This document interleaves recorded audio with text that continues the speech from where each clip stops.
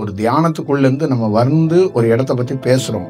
இன்னைக்கு சொல்றோம் ஒரு இடத்த பத்தி அப்படின்னா, ஒரு புருவ மத்தியத்தை பத்தி சொல்றோம்னா, அந்த புருவ மத்தியத்துக்குள்ள இருக்கிற வடிவத்தை பார்க்கறதுக்கு எத்தனை ஆண்டுகள் தேவைப்பட்டிருக்கு.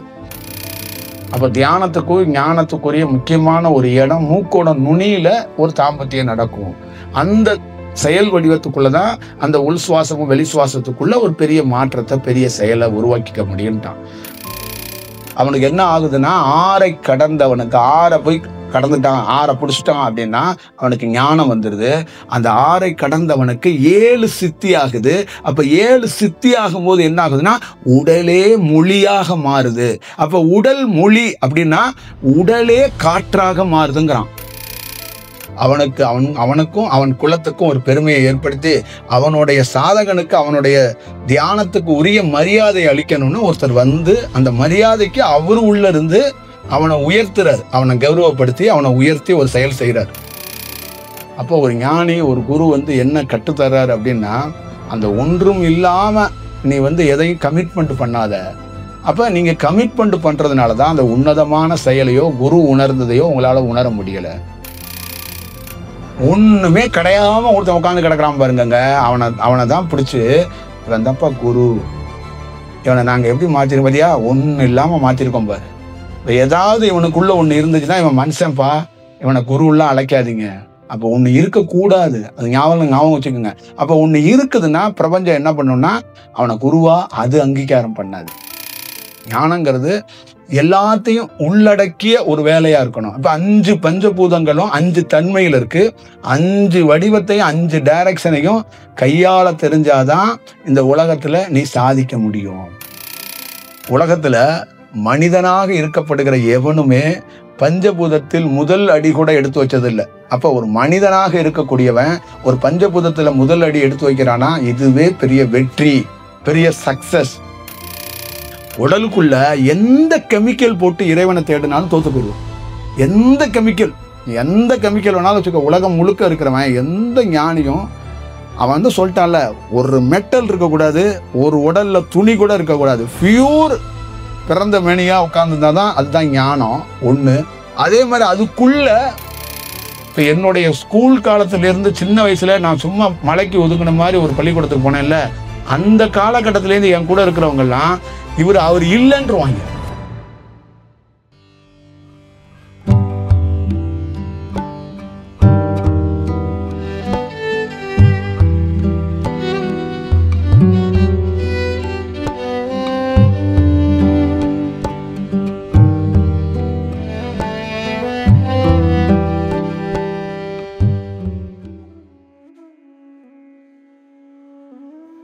இந்த தியானத்துல வந்து எப்பயுமே நம்ம சொல்றது ஒரு அனுபவத்திலேருந்து சொல்றது மட்டும் இல்லாம, இதை வந்து ஒரு நாம சொல்ற இடத்த போய் அப்படியே ஒருத்தவங்க யாரோ நம்ம பார்க்குற காணொளி பார்க்குறவங்க ஒரு 2000 2500 பேர் ஒரு நாளைக்கு டெய்லியும் பார்க்குறாங்க. அவங்க யாராவது வெகு சிலர் என்ன பண்ணிடுறாங்கன்னா, நான் ஒரு டீப்பா ஏதாவது ஒரு விஷயத்தை பத்தி பேசியிருக்கேன், ஒரு விஷயத்த சொல்றேன்னா அதை போய் அந்த இடத்துக்குள்ள போய் கவனத்தை வச்சு அங்க ஏதாவது இருக்கா அப்படின்னு போய் ஏதாவது பண்ணிடுறேன். அந்த மாதிரி எல்லாம் அதை செய்யக்கூடாது. அது அந்த இடத்துக்குள்ள இருந்து அப்படி பார்க்கறதோ அந்த மாதிரி ஒரு சூழலை உருவாக்கிக்கிறதோ அது இல்லை.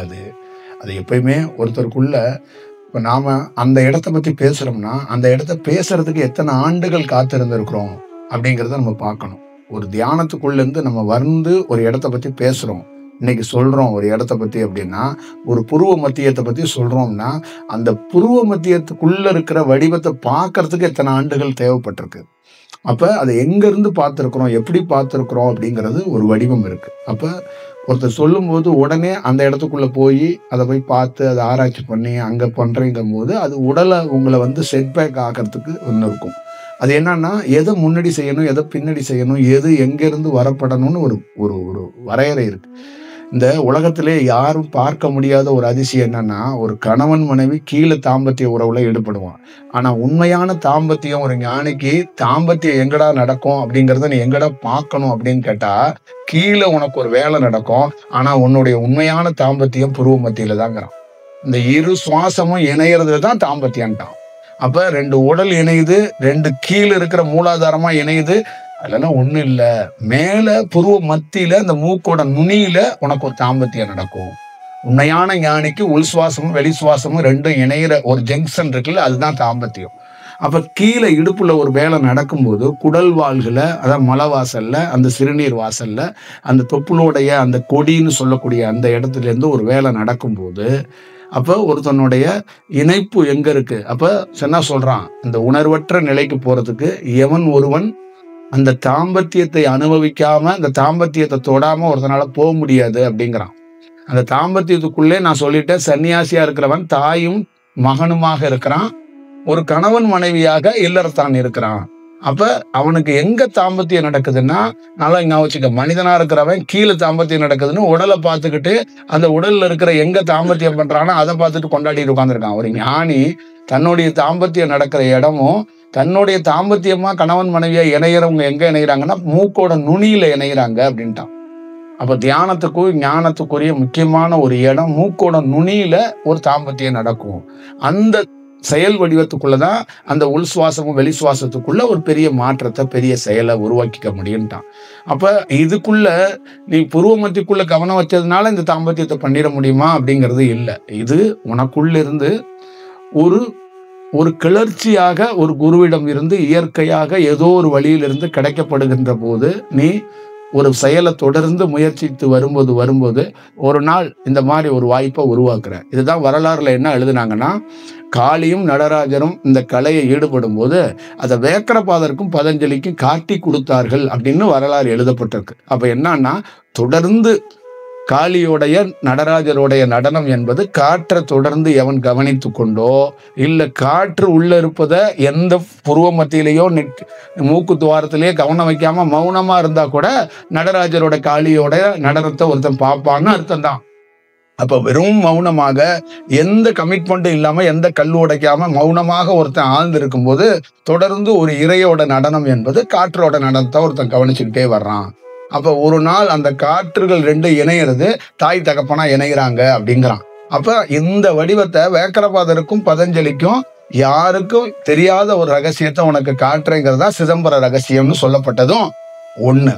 இரண்டாவது, சிதம்பரம் கோவில் சிதம்பர இடத்துக்குள்ள இந்த மாதிரி ஒரு இடத்தை ஆராய்ச்சி செய்து அதை கண்டுபிடித்து அதுக்குள்ளே ஒரு செயல் வடிவமாக 2 பயல்களையும் சாட்சியாக வைத்து இதை நாம் காட்டி கொடுத்தோம். அப்ப சாதகனாக இருக்கக்கூடிய ஒவ்வொருத்தனுக்குள்ளேயும் அங்க வடிவம் என்ன, அதோட செயல் நோக்கம் என்ன அப்படின்னு கேட்டீங்கன்னா, ஒரு நாள் தான் உனக்கு அந்த நடனத்தை பார்த்துக்கிட்டே வர்றவன் அந்த இணைப்பை பார்க்க முடியும். அப்ப என்ன பார்த்தான் பதஞ்சலியும் வேக்கரபாதரும் அப்படின்னு கேட்டீங்கன்னா, காளியும் நடராஜரும் இணைந்ததை பார்த்தான். அப்ப தம்பி, உலகம் முழுக்க நான் ஒரு கலைக்கு உரியவன், நான் ஒரு நாட்டியத்துக்கு உரியவன் அப்படின்னு சொல்லிட்டு சலங்கை எடுத்துட்டு வந்து என்கிட்ட ஆடுறாங்க. அப்புறம் அங்க இருக்கிறவன் எல்லா பேரும் வெவ்வேறு வடிவத்துக்குள்ள என்னை வழிபடுறான், என்னை வெவ்வேறு விதமாக பார்க்கிறான். சிதம்பரத்துக்குள்ள ஒரு சைட்ல பக்தி மார்க்கத்துல பாக்குறான், ஒரு சைட்ல எனக்கு பூஜை பண்றவன் வேற மார்க்கத்துல பாக்குறான், தியானம் பண்றவன் என்ன வேற மார்க்கத்துல பாக்குறான். எல்லா வடிவத்தையும் கடந்து ஒரு செயல் வடிவமாக என்னுடைய உண்மை தத்துவத்தை அறியறதுங்கிறது ரொம்ப கடினமான ஒரு செயல். அதுக்கு ஒரு சாதகனாக இருந்து தியானம் பண்ணி தன்னையே மறந்து போய் ஒரு வேலை செஞ்சுக்கிட்டே பல நாள் காத்திருக்கிறவனுக்கு ஒரு நாள் இந்த மாதிரி ஒரு செயல் வடிவத்தை காட்டி கொடுப்பேன். அப்ப இதுதான் புராணங்கள்லயும் முக்கியமான விஷயத்திலையும் உன் தாய் தந்தை கூட தன்னுடைய இணைப்பை பத்தி மகனிடமோ மகளிடமோ விவாதிக்க முடியாது. தன்னுடைய மகனாக இருக்கக்கூடிய வேக்கரபாதர்கிட்டையும் பதஞ்சலிகிட்டையும் தாயாக இருக்கிற காளியும் நடராஜனும் விவாதித்தான், அதை காட்டி கொடுத்தான், அதை பாடுறான்னு சொன்னான். இந்த உலகத்திலே உயர்ந்த கலை ஒரு தாயும் தகப்பனும் இணையறத, எப்படி ஒரு தாயும் தகப்பனும் தாம்பத்தியத்துல இணையறத புருவ மத்தியில பாரு, அந்த இணைப்பை பாரு, அந்த செயல் வடிவத்தை பாரு. இதுல இருந்து இந்த கலையை நீ தோத்து வைனா, அப்ப அங்க வேக்கரபாதரும் பதஞ்சலியும் பார்த்ததுனால அவங்க தான் அந்த கலைங்கிற அந்த செயல் வடிவத்தை தாண்டி அந்த யோக சூத்திரத்தை எழுதுறதுக்கு பேஸ் அங்கதான் உருவானுச்சு. அப்ப தொடர்ந்து என்ன பண்றான், தன்னுடைய தாயாக, நல்லா கவனம் வச்சுக்கோங்க, ஒரு பொம்பளையோ ஒரு ஆம்பளையோ கற்பனை பண்ணிட்டு உட்கார்ந்துருக்காத. தாயாக இருக்கக்கூடியவர் சந்திர கலையில இருக்கிற காற்று, தகப்பனாக இருக்கக்கூடியது ஒரு காற்று. 2 காற்றும் ஆடுது, போகுது, வருது, கீழே போகுது, மேலே போகுது. இப்படி ஒரு செயல் வடிவம்லாம் நடக்கும்போது ஒரு இடத்துல இந்த 2 காற்றுகளும் ஒரு இடத்துல ரெண்டும் பின்னுற ஒரு இடமாக, இணைக்கிற இடமாக புருவ மத்தியில இருக்கு. அப்ப இந்த புருவ மத்தி அப்படிங்கிறது மூக்கோட சரியான நுனியில இந்த செயல்கள் நடக்கப்படும் அப்படின்னு சொல்றாங்க. அப்ப இத பார்த்துட்டு தான் அவன் துல்லியமாக விவாதித்து இந்த வடிவத்துக்குள்ள எழுதுறான். அப்ப இந்த வடிவத்துக்குள்ள சென்று ஒரு இடத்துல மூலத்தை, அதான் மூலம், திருமூலம், திருவைய கண்டவன் அப்படின்னா, இப்ப அவன் என்ன பண்ணிட்டான், இந்த மாதிரி இணைப்பையும் பார்த்துட்டு ஒரு இடத்துல போய் ஏகனாக அநேகனாக போய் திருமூலத்துல போய் ஒருத்தன் உட்கார்ந்துக்கிட்டான் தான் திருமூலர். அப்ப அந்த பதஞ்சலி, வேக்கரபாதர், நடராஜர், காளி இவங்க எல்லாம் உள்ளடக்கிய ஒரு செயல் வடிவம் தான் சிதம்பரம் கோவில், சிதம்பர ரகசியம். அப்ப இது எல்லாம் பேஸ் எல்லாம் எங்க இருக்கு அப்படின்னா ஒரு மனிதனுடைய தலையில இருக்கு. அப்ப ஒரு மனிதனுடைய வாழ்க்கையில் மிக முக்கியமானது எதுனா இந்த பஞ்சபூதங்கள் இருக்கிற மாதிரி ஒரு மனிதனுடைய இந்த பஞ்சபூதங்கள் அப்படின்னு சொல்லக்கூடியது 5 விதமான தன்மைகள். காற்றோட தன்மை, நீரோட தன்மை, நெருப்போட தன்மை, நிலத்தோட தன்மை. இந்த மாதிரி 5 பூதங்களுடைய தன்மைகளை 5 விதமான சக்கரத்துக்குள் சொல்கிறார்கள்.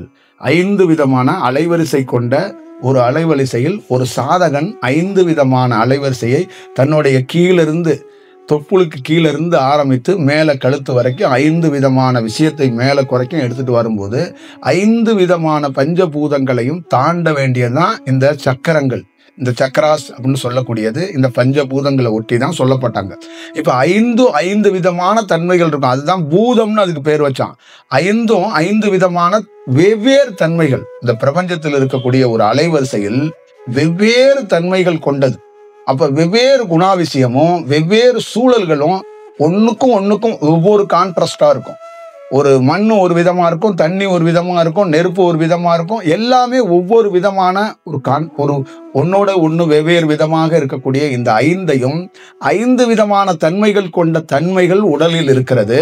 அந்த 5 விதமான ஒவ்வொரு இடத்தையும் நீ கடந்து வரும்போது இந்த 5 பூதங்களை கடந்தவன் 6வதாக ஒரு இடத்துல என்னன்னா அங்கதான் மனிதனுக்குரிய ஞானம் என்று அடைகிறான். பூதங்களை கடந்து வந்ததுக்கு அப்புறம் தான் என்னாவது 6வதுங்கிறது எது, முருகன்னு சொல்றாங்கல்ல. திருச்செந்தூர்ல இப்போ ஒருத்தனை குத்திக்கிட்டு இருந்து டிவியில காட்டினாங்கல்ல 2 பொம்மைகளை. அந்த பொம்மையை காட்டினதுக்கு முக்கியமான காரணம் 5 பூதங்கள் இருக்கிறது. 5 சக்கரங்களுக்குள்ளே நீ என்ன செய்வ, 5 சக்கரத்துக்குள்ள எந்த சக்கரத்துக்குள்ள இருந்து வேலை செய்தாலும் பூதம் மாதிரி தான் செயல்பட்டுருவ. அப்ப நீ ஒரு பெரிய ஞானமான செயல்பட முடியாது. இப்ப 5 பூதங்களையும் கடக்கப்பட்டவனுக்கு 6வதா என்ன கிடைக்கும்னா ஞானம் கிடைக்கும் அப்படிங்கிறாங்க. அப்ப 6வது நிலை, 6வது செயல் என்பது பஞ்சபூதங்களையும் ஒருத்தன் கடந்து பஞ்சபூதங்கள் தன்மையை கடந்து ஞானவானாக மாறுறான். இதுதான் பஞ்ச பாண்டவர்களை வழிநடத்தக்கூடிய அந்த பஞ்ச பாண்டவர்களும் பூதங்களாக இருக்கக்கூடியவர்களை வழிகாட்டக்கூடியவன் கிருஷ்ண பரமாத்மாக 6வது இடத்துக்குரியவனாக வர்றான். அப்ப 6வது இடத்துக்குரிய வர்றான் அவன். இந்த பஞ்சபூதங்கள் அனைத்தும் யாரிடம் போய் நிக்குதுன்னா கிருஷ்ணன்ட்டே போய் நிக்குது. ஆட்சி அவனிடம் இருக்கு, தர்மம் அவன்கிட்ட இருக்கு, அவன்கிட்ட வீரம் அவன்கிட்ட இருக்கு, வில்லு உறவன் ஒருத்தர் இருக்கிறான். எல்லா விதமானவனும் 5 பேர் இருக்காங்க. இந்த 5 பேரும் போய் வேலை செய்ய மாட்டாங்க. 6வதா ஒருத்தனை நாடுறாங்கன்னா அவன் தான் ஞானத்துக்குரியவன், அவன் தான் ஞானத்துக்குரிய செயல் வடிவத்துக்குரியவன். இந்த 6வதாக இருக்கக்கூடியவனுக்கு 6வது இடத்தை தொட்டவனுக்கு 6வது நிலையை 6வது ஆதாரத்தை அடைந்தவனுக்கு 7வது தானாக சித்தியாகி அவன் என்ன ஆகுறான் அப்படின்னு கேட்டீங்கன்னா அவனுடைய செயல்பாடுகள் என்ன ஆகுதுன்னா உடலே மொழியாக மாறுகிறது. நல்லா ஞாபகம் வச்சுக்கோங்க. வார்த்தை இருக்குல்ல, இது வார்த்தை, இது மொழி அப்படின்னு சொல்றோம்ல. அவனுக்கு என்ன ஆகுதுன்னா 6ஐ கடந்தவனுக்கு 6 போய் கடந்துட்டான், 6 பிடிச்சிட்டான் அப்படின்னா அவனுக்கு ஞானம் வந்துடுது.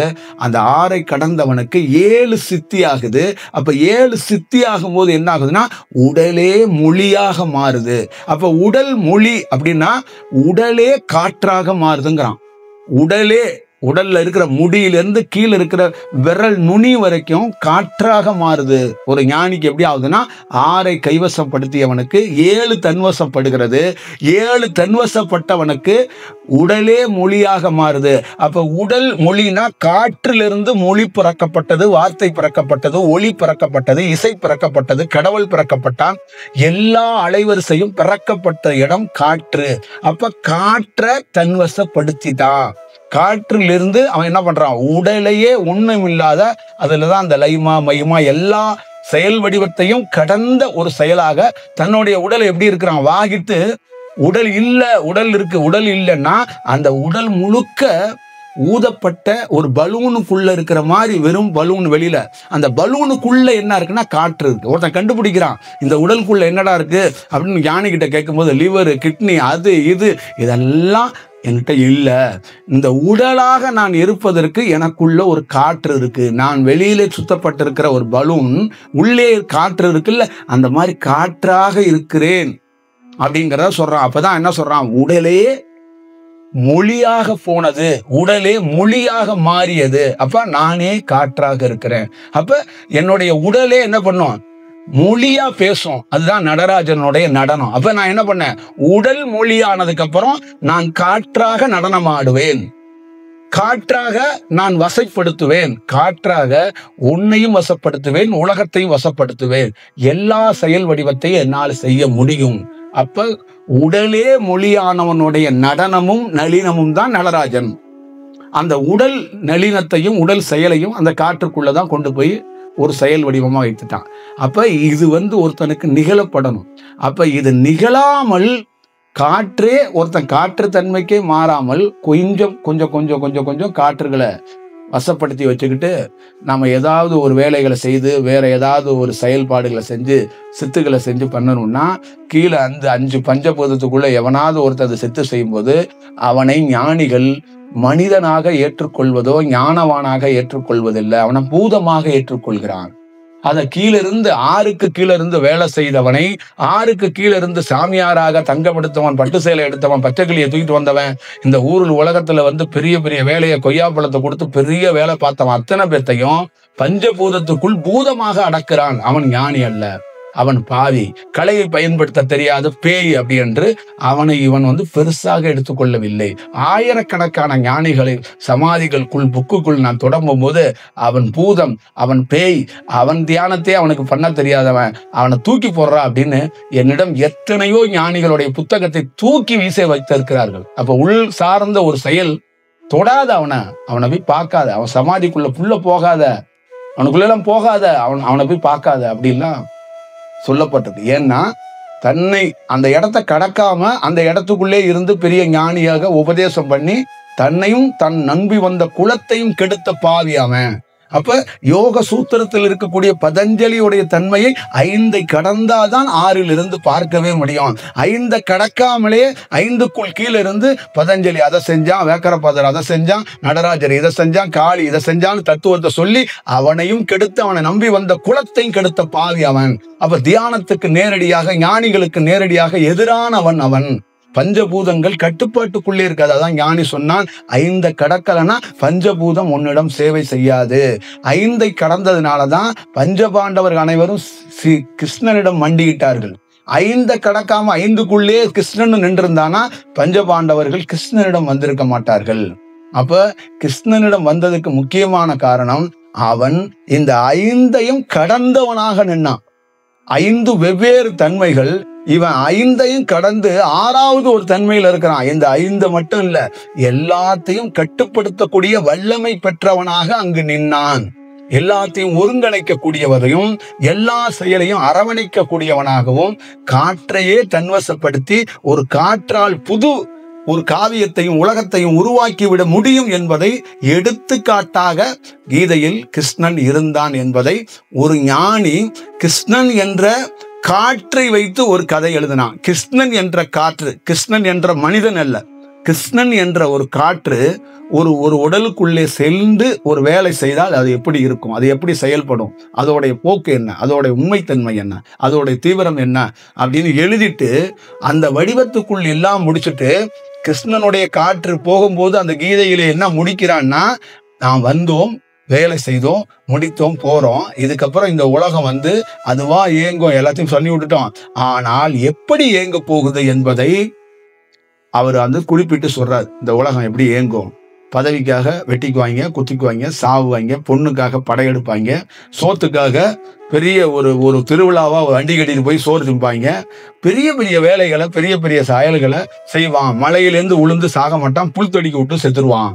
அப்ப ஒரு தாயோட கன்று தன்னுடைய கன்று குட்டியை பெற்றது நாக்கால நக்கி நக்கி நக்கி கண்ணுக்குட்டியை கொண்டு விடும். அப்புறம் ஒரு புள்ளைய வளர்த்து என் புள்ள, என் தங்கம், என் வைரம், என் வைடூரியம், என் செல்லம் அப்படின்னு சொல்லி ஒரு தாய் தகப்பனே செல்லம் கொடுத்து அந்த பிள்ளையோட வாழ்க்கையை மொத்தமா சாப்பிட்டு க்ளோஸ் பண்ணி விட்டுருவாங்க. அப்ப இந்த மாதிரி தறிகட்டு ஓடும் உலகம் அப்படிங்கிறத கீதையில முடிச்சு விட்டான். இந்த மாதிரி தாண்டா ஏங்கோ, இந்த மாதிரி தான் நடக்க போகுது. அப்ப பாரு, எதிரி வெளியில இல்லடா, பெத்த தாய் தகப்பனே ஒரு புள்ளைய கொல்றதுக்கு தயாரா வருவான் அப்படிங்கிற காலமும் இருக்குங்கிறத காற்றாக உணர்ந்து அதை வந்து கொடுத்தான். அதுபடி இந்த உலகம் இயங்குங்கிறத பாருன்னா அதுபடி நடந்துச்சு. அப்ப ஞானம்ங்கிறதும் ஞானத்துக்குரிய செயலுங்கிறதும் ஒரு குருவிடம் இருந்து நம்ம கற்றுக்கொள்ள வேண்டிய, தெரிஞ்சு கொள்ள வேண்டியன்னா ஒரு செயலை கடக்க வேண்டும், அப்படி அது கடந்து போக வேண்டும். அப்ப நீ மனிதனாக பிறந்த போது 10 வயசுல உனக்கு ஒரு விதமான தன்மை, 15 வயசுல ஒரு விதமான தன்மை, 25 வயசுல, 30 வயசுல, 35 வயசுல, அந்த மாதிரி ஒவ்வொரு விதமான தியானத்துக்குள்ளேயும் ஒரு தன்மை வரும், ஒரு அலைவரிசை வரும், ஒரு பரவசம் வரும். அந்த இடத்துக்குள்ள நீ அசந்து போயிடாதே, ஏமாந்து போயிடாதே, அந்த இடத்தை கடந்து போ. ஏன்னா உண்மை தத்துவம் உன்ன மாதிரி ஒரு ஆளுக்கு எந்த கனவுலையும், எந்த காட்சியிலையும், எந்த அனுபவத்திலையும் அந்த இடத்துல நீ பணி செய்யக்கூடாது. நீ ஒரு நாள் முழுமையாக நீ பெறும்போது முழு பணியையும் நீயே செய்வாய், உனக்கு வழங்கப்படும், உன்னிடம் கொடுக்கப்படும், அப்ப செய்வா. அப்படி இல்லைன்னா நீ வளர்ந்து வரும்போது களத்துல ஒரு குரு இருக்கிறார், சூட்சமத்துல ஒரு குரு இருக்கிறார்னா உன்னை என்ன மாதிரின்னு தடுத்தாட்கொண்டு அவர் பணி செய்ய வைப்பாரு. இப்ப ஒருத்தன் பஞ்சபூதத்துக்குள்ள 3-2 படிக்கட்டுல இருக்கிறான், தாண்ட முடியலன்னா அந்த குருவே தடுத்து அவனை ஆட்கொண்டு 2 வருஷமோ 3 வருஷமோ அவன் உடலுக்குள்ள இருந்து அவர் ஒரு தீவிரமான பணியை செய்து அவன் உடலுக்கும் அவன் பேருக்கும் அவனுக்கும் ஒரு பெருமையை தேடி கொடுத்து போறாரு. அப்ப 2 ஆண்டுகள் 3 ஆண்டுகள் தான் பணி செய்வார். அந்த 2 ஆண்டுகள் 3 ஆண்டுகள் பணியில பெரிய புரட்சியை செய்வார். ஏன்னா அவர் 6 கடந்தவர். இவன் இருக்கிறான்ல, இவன் உடலுக்குள்ள இவன் என்ன 2ல இருக்கிறான், இல்ல 1ல இருக்கிறான், இல்ல 3ல இருக்கிறான். இந்த மாதிரி தமிழ்நாட்டுல எத்தனையோ ஞானிகளுக்குள்ள அந்த 6 கடந்து 7 பார்த்து 8க்குள் வாழ்ந்தவன் இந்த மாதிரி இவங்களுக்குள்ள உடலுக்குள்ள போய் பெரிய அதிசயங்கள்லாம் பண்ணியிருக்கிறான். அந்த மாதிரி வேலைகள்லாம் நிறைய இடங்கள்ல நடந்திருக்கிறது. அப்ப இதெல்லாம் எதற்காக பண்றான்னா, பல ஜென்மங்களாக அவன் 5 கடக்க முடியாமல் தத்தளிக்கின்ற போது அவனுக்கும் அவன் குலத்துக்கும் ஒரு பெருமையை ஏற்படுத்தி அவனுடைய சாதகனுக்கு அவனுடைய தியானத்துக்கு உரிய மரியாதை அளிக்கணும்னு ஒருத்தர் வந்து அந்த மரியாதைக்கு அவரு உள்ள இருந்து அவனை உயர்த்துறாரு, அவனை கௌரவப்படுத்தி அவனை உயர்த்தி ஒரு செயல் செய்யறாரு. நீங்க வேலை செஞ்சிருப்பீங்க, அந்த வேலைக்கு ஒரு அரசாங்கம் உங்களுக்கு ஒரு விருது கொடுக்கறதோ, அக்கம் பக்கத்துல உள்ளவங்க உங்களை ஆதரிக்கிறதோ, அந்த மாதிரி ஒரு தன்னம்பிக்கையை ஒரு செயலையை ஏற்படுத்துறதுக்கு ஒரு வேலை இருக்குல்ல, அந்த மாதிரி உண்மையான சாதகனுக்கு, உண்மையான தியானம் பண்றவனுக்கு ஒரு நாள் இந்த பிரபஞ்சம் வெகுமதிப்பாக யாமே வந்து உன் உடலில் குடியிருந்து ஒரு நல்ல செயலோடு உன்னை கௌரவப்படுத்தி உன் எழுத்தோ உன் செயலோ உன் உருவமோ நீ கொடுக்கின்ற அத்தனை கலையும் உயர்ந்த செயலாக நாம் மாற்றி செல்றோம் அப்படிங்கிறத செயலை நிறைய பேருக்கு அதை கொடுத்துட்டு அந்த ஒரு செயல் வடிவமா போயிருக்கு. அப்ப அந்த 2 ஆண்டுகள் 3 ஆண்டுகள் கழித்து போனதுக்கு அப்புறமா நிறைய பேர் தமிழ்நாட்டிலேயோ நிறைய பேர் இந்தியாவிலேயோ அதுக்கப்புறம் அவங்க அந்த மனித உடல்லே வச்சுக்கிட்டு அவங்க அந்த தியானத்தையே கெடுத்து விட்டு வேற ஏதாவது எழுதி விட்டுருவாங்க. அதை எழுதி விட்டு இந்த 2 ஆண்டுகள் 3 ஆண்டுகள் உயர்ந்த செயலில் ஒரு ஞானி கொடுத்தான் பாருங்க, அதையே ரிப்பேர் ஆக்கி அந்த பாட்டையே ரேடியோவையே அப்படின்னு பாடுற மாதிரி பண்ணி விட்டு போயிடுவாங்க. அது ரொம்ப குரலாக தெய்வீகமாக இருந்ததை வேற மாதிரி பாட விட்டு போயிடுவாங்க. அப்ப இதுக்குள்ள என்ன ஆகுன்னா, மீண்டும் அவன் வந்து சிக்கி கொண்டான், மீண்டும் பிரச்சனையில அகப்பட்டு கொண்டான் அப்படிங்கிற மாதிரி ஒரு சூழலுக்குள்ள மாறி போயிடும். இப்படித்தான் அந்த தியானத்தோடைய தன்மைகள், செயல்கள், வடிவங்கள் எல்லாமே இருக்கப்படுது. அப்ப ஒரு முழுமையான ஒரு ஞான பிரயாணம், ஞான பாதை என்பது ரொம்ப ஒரு தீர்க்கமான விஷயம். என்னன்னா, ஒரு அடிப்படையா ஒரு பிளைனா ஒருத்தன் வந்து எந்த இது இல்லாம ஒரு வெஸ்டடு மாதிரி ஒரு அப்படியே ஒருத்தன் உண்மை இல்லாம, அதனாலதான் வந்து அடிப்படையா சொல்லி கொடுத்தது என்னன்னா, நீ எல்லாத்தையும் தொலைச்சிட்டு வந்து அப்படி வா. ஏதாவது உன்கிட்ட பொருள் இருந்துச்சுன்னா திமிரு வந்துடும் உன்கிட்ட. எல்லாத்தையும் தொலைச்சிட்டு ஒண்ணும் இல்லை அப்படின்னு சொல்லிட்டு ரோட்ல போ. அப்ப அதுல பல்வேறுபட்ட துன்பம் இருக்கும். ஆனா அந்த துன்பத்துல இருந்து நீ கற்றுக்கொள்ள போறது என்னன்னா, ஃபைனல் ஸ்டேஜ்ங்கிறது உனக்கு அதுதான். அப்ப உனக்குள்ள இருந்து நீ தொலைக்கும் போது, ஒரு விஷயம் இல்லாதப்ப ரோட்ல தேடும் போது, அப்ப உனக்குள்ள ஒரு ஆனந்தம், தன்னறியாம ஆனந்தம் இருக்கும். ஏன்னா நீ வீட்டை நிர்வாகம் பார்க்க வேண்டியதில்லை, உன் உடலை நிர்வாகம் பார்க்க வேண்டியதில்லை, உன் துணியை நிர்வாகம் பார்க்க வேண்டியதில்லை. எல்லாம் அந்த வேலை எது நடக்குதோ நடக்கட்டும் அப்படின்னு நடந்து போறது இருக்குல்ல. இதுதாங்க தியானத்தோட ஒரு உண்மையான பேஸ். அப்போ ஒரு ஞானி, ஒரு குரு என்ன கற்றுத்தர்றாரு அப்படின்னா, அந்த ஒன்றும் இல்லாம நீ எதையும் கமிட்மெண்ட் பண்ணாத. அப்ப நீங்க கமிட்மெண்ட் பண்றதுனாலதான் அந்த உன்னதமான செயலையோ குரு உணர்ந்ததையோ உங்களால உணர முடியல. நீங்க எல்லாருமே இந்த கமிட்மெண்டான ஒரு பொருளை ஒரு கமிட்மெண்டாவே, குருவையும் நீங்க ஒரு கமிட்மெண்டா வச்சுக்கிறீங்க, நீங்களும் கமிட்மெண்டாக்குள்ள இருக்கிறீங்க. அப்ப அந்த கமிட்மெண்ட் என்னைக்கு விடுபடுதோ அன்னைக்கு அந்த குருவோட டிராவல், அந்த பயணம் ரொம்ப புனிதமா மாறும். அது ஒரு புனிதமான ஒரு செயல் வடிவமா இருக்கிறதுக்கு வாய்ப்புகள் உருவாக்கப்படும். அப்ப மனிதனாக இருக்கிறவனுக்குள்ள நீங்க எத்தனையோ பேர் பாருங்க, துறவியா இருக்கிறவன் காடுகள் மலைகள் எல்லா இடத்துலயும் சுத்துறான், எல்லா இடத்துலயும் இருக்கிறான். அப்ப அவனுக்குள்ள என்ன இருக்குன்னா, வெளியில இருந்து பாக்குற மனுஷன் ஏன்டா அப்படி சுத்திக்கிட்டு இருக்காங்க அப்படின்னு தோணும். அது ஏன் சுத்துறாங்கன்னா, அது அவங்களுக்கு அதான் பயிற்சி. அதுதான் பயிற்சியாக அது கொடுக்கப்படுது. அப்ப சுத்து, அப்படியே போ, அப்படியே வா அப்படிங்கிறது. அப்ப ஞானத்துக்குள்ள உண்மையான செயல் என்னன்னா, எல்லா செயல்ல இருந்தும் ஒரு மனிதனை பறிக்கப்பட்டுரும். ஞானம்ங்கிறது பக்தி எல்லா செயல்ல இருந்தும் உடல்ல இருந்து பறிக்கப்பட்டு பரிபூர்ணமாக இந்த அலைவரிசை வரும்போது, உன்னை எப்படின்னா ஒரு மொழியே, உடலே மொழியாக மாறுதுல்ல, ஒரு உடல்ல முழுசா காற்றா மாறுதுன்னா, உன் உடல்ல எந்த மெட்டல் எந்த செயல் எதுவுமே இல்லாம எல்லாத்தையும் கழட்டி வெளியில போட்டுரும். அப்ப ஒரு காற்றுக்குரியவன் புனிதமாக இருக்கணும். என்னுடைய காற்று எப்படின்னா எதுவுமே இருக்கக்கூடாதுங்க அப்படிங்கிறதுல அவன் ரொம்ப உறுதியா இருப்பான். அப்ப எதுவும் இல்லாத ஒருவனுடன் நான் இருப்பேன். அதான் நம்ம ஊர்ல பாடினா, ஏகனாக அநேகனாக அந்த மாதிரி இருக்கிறார் ஒருத்தர். எதுவுமே இல்லாம அப்படியே இருக்கிறாரு, அப்படியே நிறைஞ்சு இருக்கிறாரு, அப்படியே மறந்து இருக்கிறாரு, அப்படியே கலந்து இருக்கிறாரு. அப்படியே ஒரு விஷயம் அப்படின்னு சொல்றதுக்கெல்லாம் காரணம் அதுதான் அந்த காற்றுடைய தன்மை. அப்ப அந்த காற்றுடைய மிக நுட்பமான மிக மிக நுட்பமான அந்த செயல் வடிவத்தை தத்துவமா, ஒரு செயல் வடிவமா, ஒரு ரொம்ப இயல்பா அப்படி கடக்கணும்னா, ரொம்ப ரொம்ப அழகியலா ஒரு குருவோட பயணிக்கும் போது உனக்குள்ள எவ்வளவு பெரிய விஷயம் இருந்தாலும் சிரமம் இல்லாம இருக்கும்.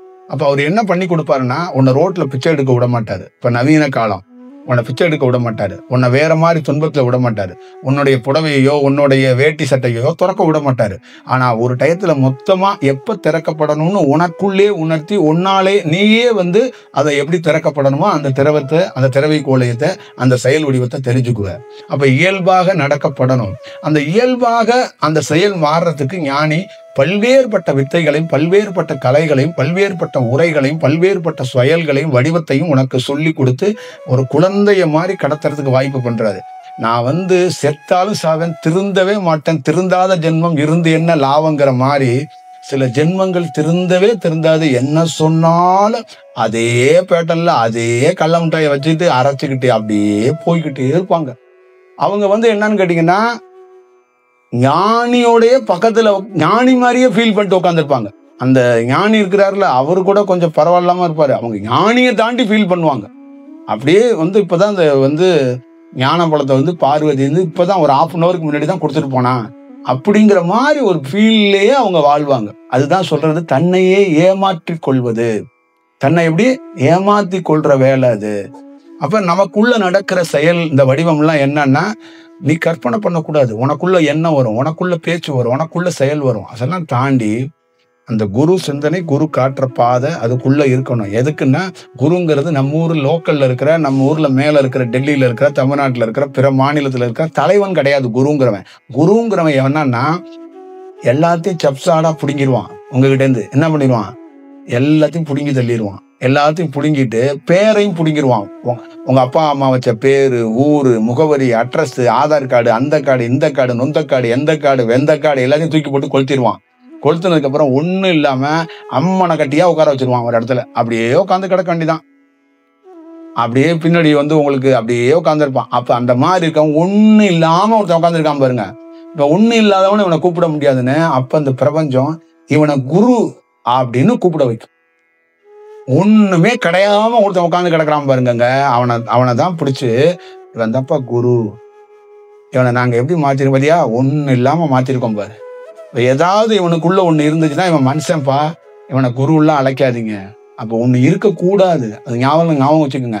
அப்ப ஒண்ணு இருக்குதுன்னா பிரபஞ்சம் என்ன பண்ணும்னா அவனை குருவா அது அங்கீகாரம் பண்ணாது. அது நாம இல்ல, எவனா இருந்தாலும் தான் அந்த உலகத்துல அவனுக்குள்ள ஒண்ணு இருந்துச்சுன்னு வச்சுக்கவே, நீ என்ன வேறைய பக்திமானா வேணாலும் இந்த தேசத்துக்குரிய நீ சொன்னா அப்படியே எல்லாம் நடக்கலாம். ஆனால் பிரபஞ்சம் உன்னை குருவாக ஏற்றுக்கொள்ளாது, அறிவிக்காது. உன்னிடம் இருந்து ஒண்ணு பறிக்கப்பட்டா மட்டும்தான் பார்த்துக்க முடியும், இல்லைன்னா அது அந்த குருங்கிறது கிடைக்காது. அப்ப அந்த குருங்கிறது என்னன்னா இந்த எம்டினஸ், எம்டியா இருக்கக்கூடிய ஒருத்தனுக்கு பேரு, அவனை வந்து அப்படியே விடக்கூடாதுன்னு அவனுக்கு குருன்னு வைக்கிறாங்க. அந்த குருங்கிறது எங்க உருவாயிருக்கு அப்படின்னு கேட்டீங்கன்னா, உருவம் இல்லாத ஒரு அலைவரிசையாக ஒரு காற்றாக இருக்கக்கூடியதுக்கு வடிவத்துக்கு குரு. இவன் வந்து ஒரு ரெஃபரன்ஸா இருப்பான் உனக்கு, எப்படி உன்னுடைய வாழ்க்கைக்கு ஒரு ரெஃபரன்ஸ் இவனா இருப்பான். உன்னை வந்து எப்படி காற்று என்ன சொல்லும், உன்னை புஷ் பண்ணி உன்னை அப்படியே எடுத்துட்டு போவோம் அப்படிங்கிறாங்கல்ல. அப்படியே ஒரு காற்றை, ஒரு பலூனை ஊதி இப்படி விட்டேன்னு வச்சுக்கவே, அது அப்படியே நகர்ந்து கீழே விழுந்து திருப்பி எழுந்து திருப்பி விழுந்து போகும். டக்குன்னு ஒரு முள்ளில் போய் பட்டேன்னா டம்முன்னு வெடிச்சு போயிடும், அதான் செத்து போயிடுறது. டப்புன்னு வண்டியில போய் விழுந்து ஆக்சிடென்ட் ஆகி செத்து போயிடுறல, அந்த மாதிரி செத்து போயிடுறது. டெய்லியும் ஃப்ரைட் ரைஸை சாப்பிட்டு இருந்தேன்னா படுத்துருக்கும் போதே செத்து போயிடுவார். அப்புறம் அப்படியே போய் அந்த அந்த பலூன் அப்படியே போகிறது இருக்குல்ல, அது அந்த ஒரு வேலையை வந்து அவ்வளோ ஒரு விஷயமா வச்சிருப்பான். அதே மாதிரிதான் தன்னுடைய காற்று வடிவத்தை உடலையே காற்றா மாத்துறாங்கிறான் அவன். ஒண்ணு. இரண்டாவது, அந்த காற்றை வந்து உடலை தாண்டி பயன்படுத்தலாம், உடலை தாண்டி வெளியில கொண்டு வரலாம், அவுட் ஆஃப் பாடி எக்ஸ்பீரியன்ஸ்ல ஒரு பெரிய வேலையை செய்யலாம்.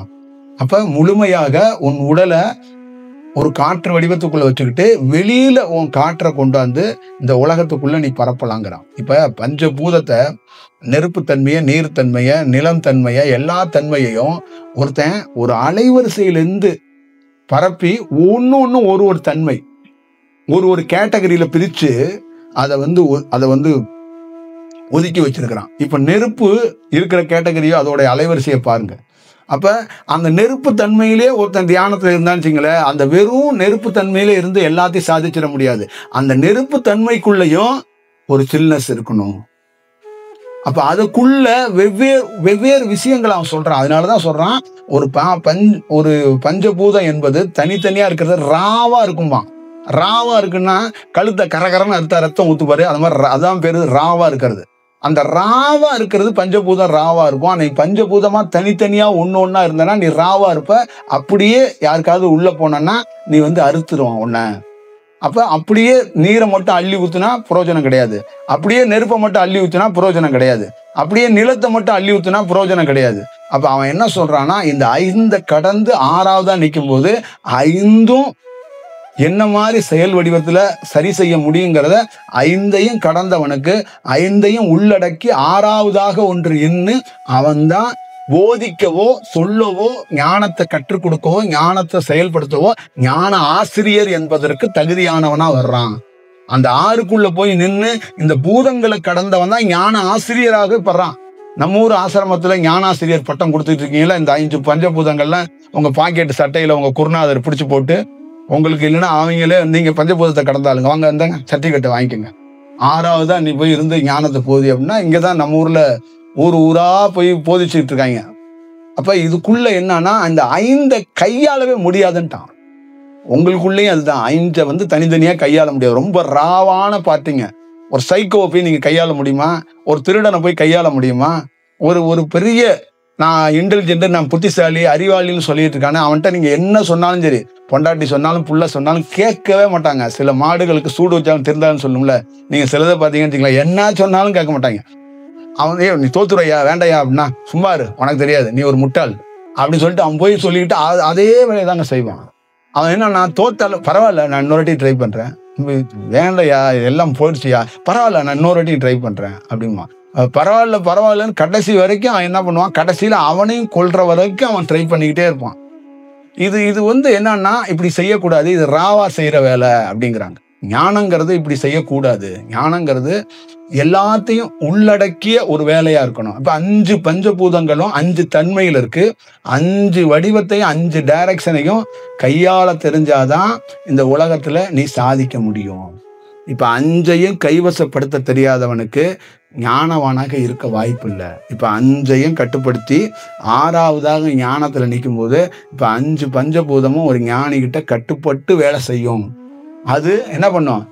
இதான் 5 பஞ்சபாண்டவர்கள் வந்து கிருஷ்ணன் காலடியில உட்காந்து அவன் என்ன பண்ணான்? தர்மன் இன்னொரு துமிரு பிடிச்சவன் என்ன பண்ணான்? தலைகிட்ட போயிட்டு, ஏ கிருஷ்ணா வந்துருவியா, வாயா போருக்கு அப்படின்னு கூப்பிடுறான். தலைகிட்ட போய் நின்றுட்டு இவன் என்ன பண்றான்?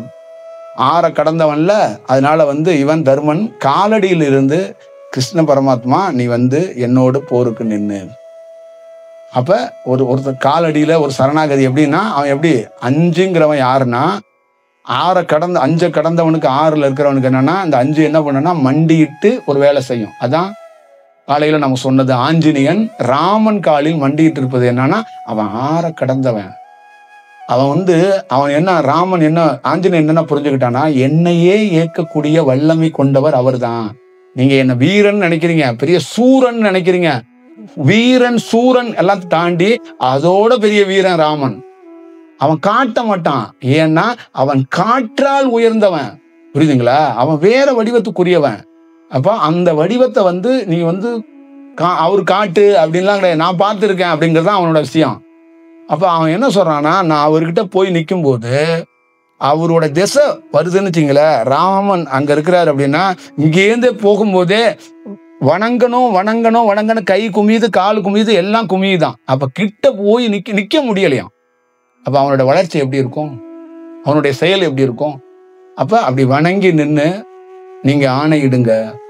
அப்ப உண்மையான தலைவன் அப்படின்னு சொல்றதுக்கு மாணிக்க வாசகன் சிவனை தலைவன் சொன்னான்னா, இந்த 5 கட்டுப்படுத்தி 5 கடந்தான்ல, அவன் தான் தலைவன். உண்மையான தலைவன்கிறவன் அவன் தான் தலைவனா இருக்க முடியும். புரியுதுங்களா? நைட்டா ஒருத்தனை கொளுத்திட்டு அந்த பையனை போட்டு சொல்லிட்டு இவனை ஜெயிக்க வச்சிரு அப்படின்னா அது பேர் தலைவன் கிடையாது.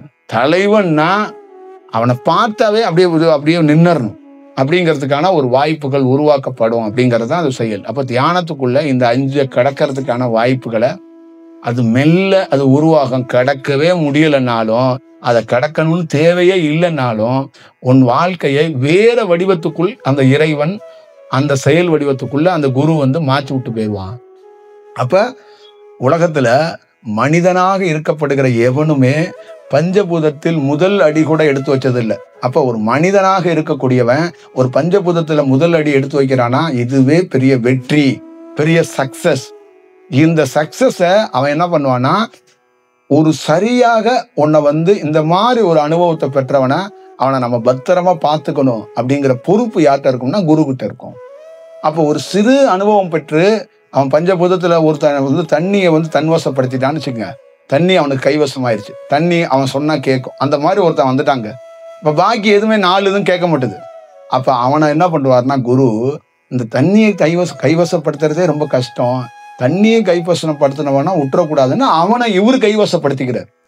நான் இருக்கிறேன்ப்பா உனக்கு துணையா, நீ கவலைப்படாத, நீ அடுத்தது கைவசப்படுத்துறதுக்கு தயாராகு, ஆனா நான் உன்னோடே இருந்து நான் பணி செய்யறேன், நான் வந்து உன் டிராவல்ல வந்து நான் இணைஞ்சுக்கிறேன். அப்ப நீ போற டிராவல்ல நான் வந்து இணைஞ்சுக்கிறேன். ஒரு மனிதனா இருக்கிறவன் என்ன சொல்லுவான், நான் போகும்போது உனக்கு சப்பாத்தி வாங்கி தரேன், புளிசாதம் வாங்கி தரேன்மா. அந்த காற்றாக இருக்கும்போது நீ போகும்போது உன் மூக்கு துவாரத்துக்குள்ளேயே எங்கேயோ ஒரு வடிவத்துக்குள்ளே இருந்து அடுத்ததை தன்வசப்படுத்திக் கொள்வதற்கான வாய்ப்புகளை யாம் உருவாக்கி தருகிறேன் என்று அது இணைந்து கொள்கிறேன். அப்ப ஒரு குருவாகிற போது என்னன்னா, நீ தியானத்தை ஸ்டார்ட் பண்ணி ஒரு நல்ல செயல்ல பாதையில போகும்போது உன் பாதையில எங்கேயோ ஒரு இடத்துல நான் வந்து இணைந்து கொள்கிறேன், உன்னோடு இருந்து உன்னை நல்வழிப்படுத்தி உன்னை அப்படியே ஒரு நல்ல செயல்லே அப்படியே கூட்டிட்டு போறேன். அப்ப அதுக்குள்ள இருந்து என்ன பொருள் இருக்கு அப்படின்னா, இந்த பியூரா நீ பெரிய ஞானம் அடைந்து பெரிய ஞானியா சிலகாய்க்க வேண்டாம். நீ ஆவரேஜ் ஸ்டூடெண்டாக இருந்தா கூட உன் குரு வழிகாட்டுதல் அப்படிங்கும் போது உயர்ந்தது. அப்ப அதுதான் தர்மன் பஞ்சபாண்டவர்களை நீ அடிக்கடி போய் பார்க்கணும், படிக்கணும். அப்ப அவங்க எது உயர்ந்ததுன்னா, அந்த போர்லயே ஹைலைட் எது அப்படின்னு கேட்டானா கிருஷ்ணன் இருக்கிறது தான். அப்ப கிருஷ்ணன் இருக்கிறான், எனக்கு வேற என்ன எனக்கு வேணும் அப்படிங்கிறது தான் அவங்களோட விஷயம். அப்ப நீ தியானம் பண்ணும்போது என் குரு இருக்கிறார், வேற என்ன எனக்கு வேணும், எனக்கு வேற எதுவும் தேவையில்லை அப்படிங்கிறது தான் அதோடைய பெரிய ஹைலைட்டே இருக்கிற ஒரு செயல் வடிவம். அதனாலதான் அர்ஜுனனுக்கு அந்த வில் வித்தைய அந்த கிரியா யோகத்தை வந்து கிருஷ்ணன் போதித்தார் அப்படின்னு ஒரு விஷயத்த வந்து அங்க குறிப்பிடுறாங்க. அந்த கிரியா கலைய மகாவதர் பாபா வந்து லாகிரிக்கு கொடுத்த கலைய கிருஷ்ணன் வந்து அந்த பஞ்சபாண்டவர்கள்லயே அவருக்கு வந்து போதிச்சிருக்கிறாரு அப்படின்னு ஒரு குறிப்பை வந்து சொல்றாங்க. அப்ப அவனை என்ன சொல்றான்னா, உன்னுடைய தன்மை இருக்குல்ல, அவன் ஒரு 5 பஞ்சபூதத்துல ஒரு தன்மைன்னு வச்சுக்கோங்க, ஒரு நெருப்பு தன்மையில இருக்கிறான்னு வச்சுக்கோங்க. அர்ஜுனன் நெருப்பாக இருந்தனா கோவத்துல என்ன செய்யறேன்னே தெரியாம எல்லாத்தையும் எரிச்சு போட்டுருவ. அப்ப விவேகம் வேணும் நெருப்புக்குள்ள. அப்ப நெருப்புக்குள்ள ஒரு விவேகம் இருந்துச்சுன்னா என்னன்னா, ஒரு ஜுவாலை வந்து அந்த நெருப்பையே இன்னொருத்தரை பார்த்து ரசிக்க வைக்கணும். அப்ப நீ என்ன பண்ணணும், அந்த கவனத்தோட இலக்கு எது, கண்ணா புண்ணான்னு போட்டு அடிச்சு கொள்றக்கூடாது. ஒருத்தனை இலக்குனா உடல்ல ஒரு இலக்கை வச்சு தாக்கணும். அப்படின்னா அந்த இலக்கை வச்சு தாக்கணும்னா நீ இருக்கிற நெருப்புத்தன்மையிலேருந்து நல்ல தெளிவடைந்த ஒரு தன்மைக்கு மாறணும். அதுதான் கிரியாவை நான் கொடுக்குறேன். நீ வந்து நெருப்புத்தன்மையிலேருந்து மாறி நீ வைக்கிற குறி இருக்குல்ல, மரம் தெரியக்கூடாது, மாங்காய் மட்டும்தான் தெரியணும். அப்ப உன்னுடைய வில் எப்படி இருக்கணும், ரொம்ப ஷார்ப்பா இருக்கணும். அப்ப இதுக்கு முன்னாடி எப்படி ஷார்ப்பா ஏன் இல்லைன்னா, நீ ராவா இருக்கிற பாத்தியை கூட்டிட்டு போய் போர்க்களத்துல விட்டோம்னா குறவலை கூட கடிச்சிருவான், வாள் கூட தேவையில்ல, உளுந்து கடிச்சு அவன் வந்து ஒரு வேலையை பண்ணிடுவான். அப்ப வாள் எடுக்கிறது முக்கியம் இல்ல, ஒரு குரு சொல்றாரு வாள் எடுக்கிறது முக்கியம் இல்ல, அந்த வாளை ஃபர்ஸ்ட் 1 2 3 3வது 4வது எங்க வெட்டணுமோ அங்க கரெக்டா வெட்டணும்.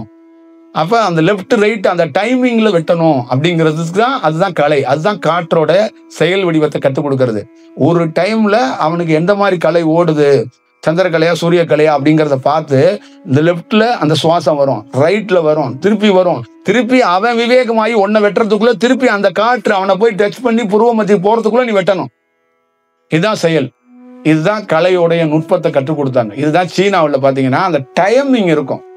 அந்த கலையை நீங்க எடுத்து பாரு, உன்னுடைய சுவாசத்தையும் வச்சு அங்கலமா பிரிச்சு எழுதியும் அந்த கலையையும் தனியா அங்கலமா எடுத்து எழுதி பாரு. அந்த சுவாசத்தோட போக்க வச்சுதான் எதிரியை அட்டாக் பண்ணுவாங்க. அந்த சுவாசம் எங்க ஆரம்பிச்சு எங்க போனா, எதிரி ஒருத்தன் விழிக்கிறது எப்படின்னா, ஒரு சுவாசம் ஓடிக்கிட்டே இருக்குல்ல, டக்குன்னு ஒரு இடத்துல போய் அது நிற்கும் போது அவன் விழிப்படைஞ்சு அவன் குத்திடுவான். அந்த சுவாசம் அந்த இடத்த போய் சேர்றதுக்குள்ள அந்த டைமிங்குள்ள அதை பண்ணணும் அப்படின்பா. அப்ப இந்த டைமிங்கை டைம் ஃபாலோ பண்ணணும், டைமிங்கை கீப் அப் பண்ணணும் அப்படின்னு நம்ம மனிதர்கள்லாம் சொல்றோம்ல. இந்த டைமிங் எல்லாம் எதுன்னா சுவாசத்தினாலதான் வரும். சுவாச பயிற்சி நல்லா இருக்கு, சுவாசத்து கரெக்டா இருக்குன்னா அவங்க நேரம் காலம் தவறாம வந்து நடந்துக்குவாங்க. 5 மணிக்கு வாங்கன்னா 4:59 வந்து நின்றுவாங்க. அப்ப இதுக்குள்ள எது கரெக்டா இருக்கும் அப்படின்னா, அவன் கரெக்டான சுவாச பயிற்சியில இருக்கிறான், அவன் சுவாசம் கரெக்டா இருக்குங்கிறதும். ஏன்னா சுவாசங்கிறது ஒரு கடிகார முள்ளுக்கு சாவி போட்டாதான் விடும். சுவாசம் வந்து கரெக்டா அது போயிட்டே இருக்கும். அப்ப அதை கரெக்டான சுவாசத்துக்குள்ள ஒருத்தன் டிராவல் பண்றவன் டைமிங் கரெக்டா இருப்பான், பர்ஃபெக்டா இருப்பான். ஒரு 7 மணிக்கு அந்த மார்னிங் வந்து டிஃபன் சாப்பிட்டுருவான். 12:30க்கு சாப்பாடுனா சாப்பாடு சாப்பிட்டுருவான். இரவு இந்த பஞ்சுவாலிட்டி அப்படிங்கிறான்ல, அந்த காற்று ஓரளவுக்கு அவனுக்குள்ள நல்ல தன்மை கிடைச்சிருக்குன்னு அர்த்தம். அந்த டிகிரி பேடா படிப்புலையோ தாயோட வளர்ப்புலையோ கத்துக்கிறது இல்ல. இந்த சுவாசம் தான் ஒருத்தனை மிக உயர்ந்த இடத்துக்கு கூட்டிட்டு போறதும் நல்ல பழக்கத்தை உருவாக்குறதுக்கும் மிக முக்கியமான காரணம் இந்த சுவாசம் தான். இந்த சுவாசத்தோட டைமிங் தான். அப்ப இந்த டைம்ல அவன் இப்படி மாறுறான் அப்படிங்கிறது. சில பேரை சொல்லுவாங்க, நீங்க ஒரு 3 மணிக்கு போங்களே, அவர் ஒரு நல்ல சாந்தமா பொறுமையா இருப்பாரு, நீங்க போய் பார்த்து பேசிட்டு வந்துடலாம். 1 மணிக்கெல்லாம் போதீங்க, கடிச்சு கொட்டிடுவாரு அப்படின்னு சொல்லுவாங்க. அப்ப அதுக்கெல்லாம் காரணம், அந்த டயத்துல அவருக்குள்ள ஒரு நல்ல சுவாசம் ஓடிக்கிட்டே இருக்கும், ஒரு நல்ல தன்மை இருக்கும். அப்படிதான் இதெல்லாம் உருவாக்கப்பட்டது. அப்ப நான் அப்பா கோவம் இல்லாதப்ப பேசுறேன்னு அம்மா சொல்றது, மற்ற விஷயங்கள் சொல்றதெல்லாம் இந்த சுவாசம் ஒருங்கிணைச்சிருச்சுக்கல. இங்க எவ்வளவு பெரிய கோவமா இருந்தாலும் கோவம் போயிடும். இப்ப வீட்டுல சண்டை போட்டுக்கிறீங்க அப்படின்னா சுவாசம் வந்து பயங்கர கிளம்சியா, சண்டையா, இது மனசு எல்லாம் குழப்பமா எல்லாம் ஆயிரும். ஒரு இடத்துக்குள்ள நீங்க அப்படியே போகும்போது உடல் நியூட்ரல் ஆகி அந்த சுவாசம் அப்படியே தன்மைகளே மாறி இருக்கும்போது, அப்ப நீங்க என்ன யோசிப்பீங்க, ஒருவேளை நாமளும் தப்பு செஞ்சிருக்கிறோம், இதுல வந்து இப்படி நடந்திருக்க கூடாது, இப்படி நம்ம எங்க போறோம், யார் அவங்க, நமக்கு வேண்டியவங்க தானே, நமக்கு கூட இருக்கிறவங்க தானே, அவங்க தானே பேசுனாங்க, இது எதுக்கு அப்படின்னு போனவன் திரும்பி வருவான். அந்த சுவாசம் வந்து ஒழுங்கான தன்மையில வரலன்னு போனவன் போய் கடல்ல குதிச்சிருவான். புரியுதுங்களா? இதுதான் இந்த சூசைட் பார்ட்டிங்கெல்லாம். அந்த சுவாசம் வந்து சரியா வராதவன் போய் அங்க போய் குதிச்சிருவாங்க. அப்ப இந்த மாதிரி ஒரு பித்து பிடிச்ச மாதிரி ஒரு செயலுக்கு காரணம் என்னன்னா, மனம் மட்டும் வேலை செய்யும், சுவாசம் வந்து முழுமையா மேல போயிட்டு கீழே வராது. அந்த முழுமையான சுவாசத்தை உணர்ந்தவன் என்ன பண்ணுவான்னா தற்கொலை முயற்சிக்கு கூட போக மாட்டான். அப்ப இந்த தற்கொலை முயற்சி கூட ஒருத்தன் போறான்னா அந்த சுவாசம் எவ்வளவு பெரிய டிராப் ஆயிருக்குங்கிறதுக்கு அதுதான் ஒரு எக்ஸாம்பிளா இருக்கும். அப்ப ஒரு காற்றுக்குள்ளதான் ஒரு ஒரு ஒரு மனிதனுடைய வாழ்க்கையே அடங்கியிருக்கு. அவன் நல்ல சிந்தனை, கெட்ட சிந்தனை, அவன் எண்ணம், அவன் மூளை, அவன் உடல், அவன் சுத்தி இருக்கிற பார்வை, அவன் வேலை, அவன் படிப்பு எல்லாமே இந்த காற்று தாங்க. இந்த காற்று ஒருத்தனுக்கு முழுமையா கிடைச்சா பெரிய பெரிய கேன்சர் நோயை கூட அவனால கட்டுப்படுத்திட முடியும். அவனுக்கு சிகிச்சையே தேவை கிடையாதுங்க. அவனுக்கு எந்த மருந்து மாத்திரையே தேவையில்லைங்க. இந்த காற்று கரெக்டா சந்திரக்கலை சூரியக்கலையும் கிடைச்சா அந்த காற்றை வச்சு அந்த நோயை வீழ்த்திக்குள்ளாங்க. இது டெஃபினட்டா இருக்கிறது. அதனாலதான் ஞானிகள் அந்த காற்றை வசப்படுத்தினவன் அவன் ஒரு நோய்க்கு ஒரு ஐடியா கொடுக்கறதோ ஒரு பார்த்து சொல்றதோ அதான் காரணம். அப்ப ஒரு மனிதனுடைய தன்மை அதுதான். அதனாலதான் ஒரு ஞானி எதை பார்க்கறான்னா காலம், நேரம், அந்த நாட்காட்டிங்கிறது, அந்த நாள் இதுவாக இருக்கணும் அப்படிங்கிறது அதுதான். அப்ப ஒரு காலத்துக்குள்ள, காலம்னு சொல்றாங்களே, அந்த காலத்துக்குள்ள தன்னுடைய அலைவரிசையை பரப்புவான். அப்ப அந்த காலத்துக்குள்ள எவ்வளவு குழந்தைங்கள்லாம் பிறக்குதோ அவனுடைய அலைவரிசை அப்படியே போய் அந்த ஆஸ்பத்திரியில, பெரிய ஆஸ்பத்திரியில ஒரு 25 குழந்தை பிறந்திருக்குன்னா இவனுடைய காலத்தோடைய அந்த செயல், அந்த அந்த அந்த தன்மை அந்த இது கிடைக்கும். அப்ப அவனுக்குள்ள கிடைக்கும் போது அப்ப அவன் எப்படி வருவான்? ஒரு பிரில்லியண்டா வேற மாதிரி ஒரு சூழல் வருவான். அப்ப அந்த காலத்துக்குள்ள என்னென்னலாம் கிடைக்குதோ அதுல இருக்கிற குழந்தைங்கள்லாம் ஞானியாவோ, பிரில்லியண்டாவோ, விஞ்ஞானியாவோ அப்படி மாறுது.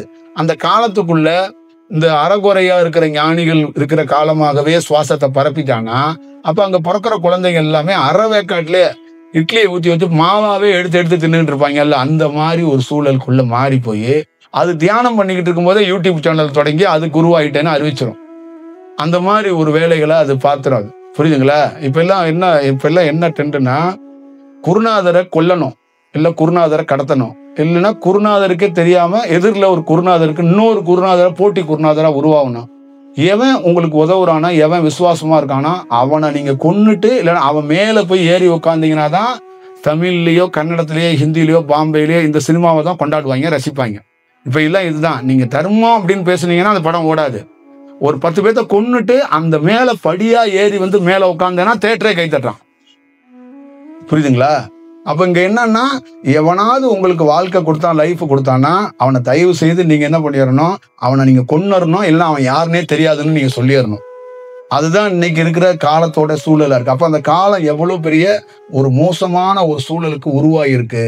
அப்ப ஒரு காலத்தோட தன்மை எப்படி இருக்கு அப்பன்னா, அந்த காலத்துல இருக்கிற அந்த அலைவரிசையை எல்லாத்தையும் எடுத்து போட்டுட்டு ஒரு ஞான அலைவரிசையை ஒரு ஞானி பரப்பும் போது அடுத்த ஜெனரேஷன்ல பிறக்கிற குழந்தைகளும் இந்த ஜெனரேஷன்ல வாழ்ந்துகிட்டு இருக்க உங்களை மாதிரி ஆட்களுக்குள்ளெல்லாம் இதனுடைய அலைவரிசையிலிருந்து கிடைக்க கிடைக்க கிடைக்க ஒரு புது சிந்தனை கிடைக்கப்படுது.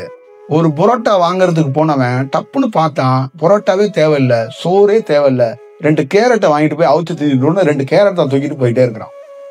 புரியுதுங்களா? அப்ப நேரடியா பச்சை கடைக்கு ஒரு இதை வாங்கறதுக்காக போனான், ஒரு கெமிக்கல் பாட்டில வாங்க போனவன் அப்படியே பார்த்தான், எதிரில் திரும்பி பார்த்தான், இன்னொரு இடத்துல ஒரு கொய்யாப்பழம் இருந்துச்சு, 4 கொய்யாப்பழத்தை வாங்கிட்டு வீட்டுக்கு போயிட்டே இருக்கிறான். அப்ப இந்த சிந்தனைக்கு என்ன காரணம் அப்படிங்கிறத நம்ம பார்த்தோம்னா அந்த அலைவரிசையும் அந்த காற்றும் அந்த தன்மைக்கு மாற்றும். இது ஏதோ விளையாட்டு இது கிடையாது. நீ இமாச்சல் போற, மேற்கு தொடர்ச்சி மலைக்கு போற, இல்ல வேற எங்கேயாவது ஒரு இடத்துக்குள்ள போறன்னா நீ அங்க போனன்னா நீங்க வரணும்னே உனக்கு தோணாது. ஏன்னா அங்க எல்லாமே பியூரா மரம், செடி, கொடி கிடையாது. அங்க எல்லாமே காற்றாவே இருக்கு. அந்த காற்று எதுவுமே உன்னை எப்படி பண்ணுவோம், அப்படியே பரவசத்துல ஆழ்த்தி விடும், பரவசத்துல உன்னை கொண்டாட வச்சுவிடும். அப்ப அந்த பரவசத்துக்குள்ள இருந்து உன் வீட்டுல இருக்கிறவங்களுக்கு தெரியாது. புரியுதா? அவன் ரங்கராட்டினத்துல ஆடிக்கிட்டு ஊட்டியில ஸ்விம்மிங் பூல்ல குளிச்சுக்கிட்டு கும்மி அடிச்சுக்கிட்டு இருக்கவனுக்கு இந்த சுவாசத்தை பத்தி தெரியாது. அவன் என்ன சொல்லுவான், நீ அங்க போகாத, இங்க வா, நான் ரங்கராட்டினத்துல உனக்கு சுத்தி காட்டுறேன் அப்படின்னு சொல்லி கூப்பிடுவான். இப்ப இதை நாம என்ன பண்ணுவோம், நம்மள ஒரு தடவை இமயமலைக்கு விட்டாங்கல்ல, சரி நாம ஒரு தடவை இவனோட போய் ரங்கராட்டினத்துக்கு போயிடணும்னு இப்படி ரெண்டையும் கலந்து கலந்து கலந்து போறதுனால அதுல ஒரு முழுமையை செஞ்சுக்க முடியல. அப்ப நாம என்ன செய்யறோம்னா வாரத்துல ஒரு நாள் ஹோட்டல்ல கண்ணாப்புண்ணான் சாப்பாடு சாப்பிட்டுக்குவோம், பாக்கி 5 நாள் நல்ல சாப்பாடு சாப்பிட்டுக்குவோம் போது அப்ப அந்த 5 நாளையும் அந்த ஒரு நாள் இருக்குல்ல அது தின்றுது. அந்த ஒரு நாள் நீங்க சாப்பிட்றீங்கல்ல, அந்த ஒரு நாள்ங்கிறது அந்த நாக்கு சுவை தொத்திக்குச்சு. தொத்துனோடனே அங்க என்ன ஆகுது, அந்த ஒரு நாள் 2 நாளா எக்ஸ்டெண்ட் ஆகுது. அப்ப கடைசியில இந்த மாதிரி ஒரு நாளுக்கு போனவன் எல்லாம் போய் ஒரு நாள் தான் இப்ப வீட்டுல சமைக்கிறான், 5 நாளும் ஹோட்டல்ல சாப்பிட்டுருக்கான். இப்ப இதுல சாப்பிட்றவன் அத்தனை பேரும் ஹோட்டல்ல சாப்பிட்றவன் எல்லாம் எவனுமே முட்டாள் கிடையாது, பெரிய அறிவாளி, பெரிய பிரில்லியண்ட். இந்த உலகத்துல நிறைய அதிபருக்கு ஆலோசனை சொல்றான்ல, அவன் தாங்க சாப்பிட்டுக்கிட்டு இருக்கான். இது ஹோட்டல்ல சாப்பிட்றது தப்பு இல்லைங்க. தவறான ஒரு உணவகத்தை, தவறான ஒரு செயல் வடிவத்தை, அவன் உடலுக்கே சேராத ஒரு உணவை எடுக்கிறது இருக்குல்ல, அவன் உடலுக்கே சேராது அந்த உணவு. அவன் உடலுக்கே சேராத ஒரு உணவை போய் எடுக்கும்போது என்ன ஆகும்? ஒரு ஞானத்துக்குரிய நாட்டுக்குள்ள ஞானத்தை பரப்ப சீனாவுக்குள்ள வந்தாங்க. அவன் எப்ப பாம்பை வருத்தானோ அப்ப அவன்கிட்ட கலை இருக்குமா? அவன்கிட்ட கலை இருக்குமாங்கிறேன். அந்த கலையை வச்சு ஆகா உகாங்கிறான், ஒன்னும் அங்க எடுபடாது. ஏன்னா அந்த ஞானம் முறிப்பட்டு போயிடும். ஒரு இடத்துக்குள்ள விஷம் பரவ என்ன பண்ணா அந்த உண்மைத்தன்மை அந்த விஷத்துக்குள்ள போய் ஒளிஞ்சுக்கும். புரியுதா? அப்ப என்ன ஆகும்? உலகமே இப்ப எப்படி இருக்குன்னா, விஷம்தான் அமிர்தம் அப்படின்னு இந்த உலகம் நினைச்சுக்கிட்டு இருக்கு. இப்ப இந்த உலகம் எதை விரும்பி சாப்பிடுதுன்னா, விஷத்தை தான் அமிர்தம்னு சாப்பிட்டுக்கிட்டே இருக்கு. அப்ப விஷம் கொண்ட தியானத்தை தான் ஒரிஜினல் தியானம்னு சொல்லி இந்த உலகம் போயிட்டே இருக்கு. ஏன்னா அதுக்குள்ள அந்த விஷமும் எப்படி இருக்கும் தெரியுங்களா? எப்படி இருக்கும் தெரியுங்களா? அமிர்தம் மாதிரி அதுவும் ஒரு வேலையை காட்டும், அதுவும் ஒரு போக்கை காட்டும். அப்ப சாராயத்தை குடித்தவனுக்கு உலகத்திலே பெரிய சல்லாசம் வருது. அப்ப அது விஷம் தானே. அவன் என்ன சொல்றான்? அவங்க புள்ளையே என்ன சொல்லுது? அடாடாடா என்னமா இருக்கும், உனக்கு தெரியாது, இதை அனுபவிச்சு பார்த்தாதான் தெரியுங்கிறான். ஒரு கஞ்சாவை போட்டவன் 3 சிவபெருமானை இப்பதான் பார்த்துட்டு வந்தேங்கிறான். காசியில நீங்க ஒரு சிவபெருமானை பார்க்கறதே ரொம்ப கடினம். ஒரு கஞ்சாவை போட்டுட்டு அவன் என்ன சொல்றான்? இப்பதான் 3 ஈஸ்வரன் கம்ப்ளீட் பார்த்துட்டு இப்பதான் வர்றேன் அப்படிங்கிறான். அப்ப அந்த பொணத்து மேல ஏறி உட்காந்து அப்படியே தியாகம் பண்ணிக்கிட்டே இருக்கிறான். என்னன்னு எழுப்பி கேட்டோம்னா, இந்த காட், நானே காட் அப்படிங்கிறான். என்னன்னா அவன் காடு இல்ல, அவனுக்குள்ள இருக்கிற கஞ்சா தான் அது காடு. புரியுதா? அவனுக்குள்ள இருக்கிற கஞ்சா இருக்குல்ல, அது அவனை காடா மாத்திருச்சு. அப்ப இவன் என்ன சொல்றான்? டே, கஞ்சாவோட பெரிய தன்மை கொண்டதுடா என்னுடைய அலைவரிசை. நான் கஞ்சா வெறியேன் அப்படின்னு பாட்டுக்கிட்டு சிவ வைக்கிற கோரக்கர்லாம் எழுதியிருக்கான்னா, கஞ்சா ஒரிஜினல் கஞ்சாங்கிறது இந்த பிரபஞ்சத்திலேருந்து வரக்கூடிய அந்த அலைவரிசை, உண்மைத்தன்மையான அந்த அலைவரிசை இருக்குல்ல, அது ஹையர் ஃபீகோர்ஸ், ஹையரான ஒரு செயலு. அது எப்படின்னா ஒரு எலும்பை கூட உரிக்கணுமாங்க. இப்ப நீங்க என்னோட உடல் எல்லாம் பாத்தீங்கன்னா, இப்ப நீங்க தியானம் பண்ற எல்லாருக்குள்ளேயும் உடலே உருக்கும். அது என்னன்னா அந்த ஹையர் போர்ட்ஸான தியானம்ங்கிறது அதுதான். அதே மாதிரி அந்த ஹையர் போர்ட்ஸான காற்று, அதுக்குள்ள அந்த தன்மை என்ன பண்ணுன்னா உடலையே உருக்கி அது என்ன பண்ணும்? தேவையில்லாத அந்த ஐஸ் பாறையிலேருந்து ஒழுகுது இல்ல தண்ணி, அந்த மாதிரி தேவையில்லாத கொழுப்பு, சதை இதெல்லாம் அப்படியே ஒழுகி அப்படியே எந்தெந்த வாசலுக்கு போகணுமோ ஓடிக்கிட்டே இருக்கும். அப்ப இந்த உண்மை தியானம் எப்படி இருக்கும்னா, அந்த ஹையர் போர்ட்ஸ் ஒரு எலும்பை கூட உருக்கக்கூடியதாக இருக்குங்க. அப்படியே அப்படியே ஒருத்தனை உருக்கிறோம். அவ்வளோ பெரிய பவர் இருக்கு. அப்படியாப்பட்ட பவர் கொண்ட அந்த ஹையர் சோலுங்கிறதும், அந்த ஹையர் காற்றை ஒருத்தன் சுவாசிச்சதுனாலதான் அந்த ஹையர் சோல். அந்த ஹையர் சோலா அப்படி ஒருத்தன் இருக்கிறவன் அந்த மாதிரி ஒரு காற்றை சுவாசிச்சு புட்டப்பா அப்படின்னு சொல்லிட்டு இதுக்கு கஞ்சா அப்படின்னு ஒரு பேர் வச்சாங்க. இவன் என்ன பண்ணான்? ஏதோ ஒரு செடியில ஒரு போதை செடியை பிடிச்சுக்கிட்டு அதை கசக்கி அதை கஞ்சாவா குடிச்சுக்கிட்டு அதுல இருந்து இறைவனை பார்க்கிறேன் அப்படின்னு தேடுறான். உடலுக்குள்ள எந்த கெமிக்கல் போட்டு இறைவனை தேடினாலும் தோத்து போயிடுவான். எந்த கெமிக்கல் வேணாலும் வச்சுக்க. உலகம் முழுக்க இருக்கிறவன் எந்த ஞானியும் அவன் சொல்லிட்டான்ல, ஒரு மெட்டல் இருக்கக்கூடாது, ஒரு உடல்ல துணி கூட இருக்கக்கூடாது, பியூர் பிறந்த மேனியா உட்கார்ந்துருந்தாதான் அதுதான் ஞானம் ஒண்ணு. அதே மாதிரி அதுக்குள்ள ஏதாவது கெமிக்கல் இருந்தா நீ ஞானத்தை அடைய முடியாதாட்ட. அந்த கெமிக்கல்லாம் எடுத்து வெளியில போட்டாதான் ஞானம். ஒரு பியூர் கெமிக்கல் கிடையாது. அதனாலதான் நல்லெண்ணெய், தேங்காய் எண்ணெய், விளக்கெண்ணெய், பல்பொடி, குளிக்கிறது, சோப்பு, கீப்பு எல்லாத்தையும் அறவே பிடிங்கி தூக்கி எறிஞ்சிருவாங்க. எதுவுமே கிடையாதுங்க உங்களுக்கு. புரியுதா? கெமிக்கல் சம்பந்தமா எதுவும் இல்லாம ஒரு நாள் என்ன பண்ணுவான்? தூக்கத்தை பிடிங்கிருவாங்க, சோத்தை பிடிங்கிருவாங்க, எல்லாத்தையும் பிடிங்கிருவாங்க. எல்லாத்தையும் அறவே பிடுங்கி போட்டுட்டு வெறும் இந்த பிரபஞ்சத்துல யூனிவர்சல்ல வரக்கூடிய அந்த பியூர் காற்றையே கொடுக்கும்னா அது அப்படியே பரவசத்துல அப்படியே மிதக்கிற மாதிரி ஒரு ஃபீலை கொடுக்கும்போது அதுதாங்க ஒரிஜினல் பெரிய போதன்னு விவாதிச்சு எழுதியிருக்கிறாங்க. இப்ப அது இமாச்சல்ல உள்ளவன் பெரிய பெரிய மலைக்கு மேல உட்காந்து தியானம் பண்ணிட்டு இருக்கவன் எல்லாம் டெய்லி என்ன பொங்கல், சப்பாத்தி, பூரியை போட்டா தின்னுட்டு உட்காந்து இருக்கிறான். அவங்க எல்லாம் சோறே திங்க மாட்டாங்க. எப்ப விழிக்கிறாங்கன்னே தெரியாது. விழிக்கும் போது ஏதாவது ஒண்ணு எடுத்துக்குவாங்களே. அது அந்த உடலை தக்க வச்சுக்கிறதுக்காக சாதகன் பண்றவன் அந்த மாதிரி ஒரு வேலையை பண்ணுவான். அப்ப அவங்களுக்கு என்ன ஆயிடுச்சுன்னா, அவங்க வருத்தலைங்க, நல்லா ஞாபகம் வச்சுக்கணும். அந்த காற்று பசித்தன்மையை குறைச்சு பிடிச்சு. இங்க என்ன பண்றாங்கன்னா, வருத்துறது இருக்குல்ல, டயட்ல இருக்கிறேன், இந்த இது 6 பேக் வைக்கிறேன், 7 பேக் வைக்கிற மாதிரி இந்த தியானத்திலே டயட்ல இருக்கிறேன் அப்படி இப்படின்னு சொல்லிட்டு வருத்தக்கூடாது. விரதம் இருக்கிறேன், அது பண்றேன்னு வருத்தக்கூடாது. அந்த காற்று உனக்கு அந்த தன்மையை மாத்துங்கிறான். மனதை கட்டுப்படுத்த முடியாது, எண்ணத்தை கட்டுப்படுத்த முடியாது, மூளையை கட்டுப்படுத்த முடியாது, காமத்தை கட்டுப்படுத்த முடியாது, உணவை கட்டுப்படுத்த முடியாது. ஆனா இந்த சுவாசம் ஒரு நாள் இவங்களை எல்லாத்தையும் கட்டுப்படுத்துற வேலைகளை அது மேற்கொள்ளும். நல்ல ஞாபகம் வச்சுக்கோங்க. இப்ப நீ ஒரு பொருளை விடுறதுக்கும் உன் சுவாசமே ஒரு பொருளை விட வைக்கும். அப்படின்னா உனக்குள்ள அந்த எண்ணம், அந்த ஆசை, அந்த தன்மையிலிருந்து நீயே அகழுவ, நீயே விடுவ அப்படிங்கிறது தான். அதுதான் நேச்சர், அதுதான் நேச்சர், அதான் இயல்பு, அதான் ரியலா உனக்குள்ளே நடந்தது. அதுதான் அனுபவங்கிறது, அதான் எக்ஸ்பீரியன்ஸ். உங்களுக்கு என்னங்க எக்ஸ்பீரியன்ஸ்னா, எனக்கு அந்த நினைப்பே வரலங்க அப்படின்னு ஒண்ணு இருக்குல்ல, அது ஏன் இல்லைங்க என்கிட்ட, அது சுத்தமாவே அது அழிஞ்சே போயிருச்சு அந்த பதிவே அப்படின்னு ஒண்ணு இருக்குல்ல. ஒருத்தர் இருக்கிறா, மனைவி இருக்கிறா, அவளை தொடணுங்கிற அந்த எண்ணமே போயிருச்சுங்க, அழிஞ்சே போயிருச்சுங்க அப்படின்னா அதுதான் நேச்சர். அது எப்படி அழிஞ்சு போகும் அப்படின்னா அதான் காற்றோட தன்மை. அப்ப அவங்கள எனக்கு தாயா தோணுதுங்க. அப்ப அந்த அம்மாவுக்குள்ள என்னன்னா, தடுத்து ஆட்கொண்டு அவரை தகப்பனா பார்க்கறதுக்கான ஒரு வாய்ப்பை அந்த பிரபஞ்சம் ஏற்படுத்தி கொடுக்கும். புரியுதுங்களா? அப்ப இந்த செயல் இதுதான் எக்ஸ்பீரியன்ஸ்ன்னு சொல்றது. அப்ப இந்த காற்று என்ன பண்ணுன்னா, ஒன்னையா உங்ககிட்ட இருந்து இருக்கிற பொருட்களை ஒன்ன வச்சு அதை மாத்தி கொண்டு வரும். இப்ப நம்ம நானவர்கள் யாருமே கட்டுப்படுத்தி இதை விடணும், இதை போகணும் அப்படிங்கிறது செய்யக்கூடாது. ஒரு 90% ராமலிங்க சுவாமிகளை ஃபாலோ பண்றவங்க எல்லா பேருமே கட்டுப்படுத்திக்கிட்டு வாழ்றாங்க. இந்த சைவம், ஜீவகாருண்யம் இதெல்லாம் என்னன்னா, அவங்கள அறியாத அந்த ஒரு விஷயமும் கட்டுப்படுத்திக்கிட்டு சாமி போதனைகளை கேட்டுட்டு நம்ம இப்படியே போய் ஞானத்தை அடையணும், நான்வெஜ் சாப்பிடக்கூடாது, இந்த மாதிரி ஜீவகாருண்யம் பண்ணணும், இந்த மாதிரி அப்படி இருக்கக்கூடாது அப்படிங்கிறது அவரே சொல்றாரு. அப்படி இருக்கக்கூடாது, அதுவா மாறி இந்த இது நடக்கணும். அப்ப ஜீவகாருண்யம் நீ பண்றதுங்கிறது, அந்த ஜீவகாருண்யங்கிறது வார்த்தையா இருக்கக்கூடாது, அது ரியலாகவே மாறணும். அப்ப அங்க என்ன ஆகும்னா, நீ எதுக்கும் முயற்சி பண்ண வேண்டாம், அந்த இடத்துக்குள்ள அது நடக்கும். அப்ப உனக்குள்ள கறி, மீன் எல்லாம் என்னன்னா, அப்படி ஒரு உணவு இருக்கானே தெரியாம ஒரு தன்மைக்கு நீயே போயிடுவ.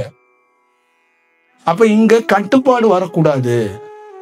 அப்ப கட்டுப்பாடோ இந்த செயலோ வரக்கூடாது. அந்த சுவாசமும் தியானமும் அந்த கட்டுப்பாடை எரிக்கும், முறையடிக்கும், அது வரைக்கும் காத்திருக்கணும்.